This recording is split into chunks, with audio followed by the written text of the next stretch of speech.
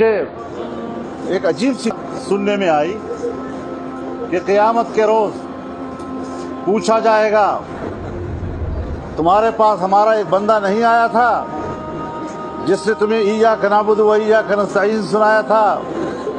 بھائی خدا کا خوف کرو، اللہ رب العزت نے یہ تمام الفاظ انبیاء کے لیے مختص کیے ہیں اور ان کی قوموں کو بتایا ہے کہ کیا میرا پیغمبر آپ کے پاس نہیں آیا تھا؟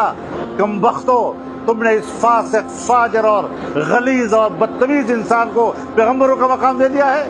تم خدا کے عذاب سے نہیں ڈرتے؟ ہم ایک فتنے کا مقابلہ کر رہے ہیں جہاں اس کا ایک کارکن کہتا ہے کہ اگر یہ پیغمبر ہونے کا دعویٰ کرے تو میں کلمہ پڑھ لوں اس کا، تو بتاؤ یہ فتنہ ہے یا نہیں ہے؟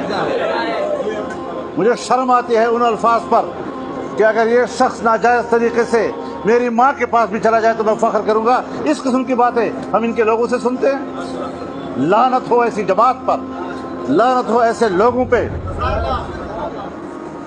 تعجب کی بات ہے، اور آج ایک ایک چیز کھل کھل کے سامنے آ رہی ہے، ایک ایک چیز۔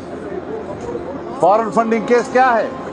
اسرائیل کا پیسہ اور ہندوستان کا پیسہ ہے۔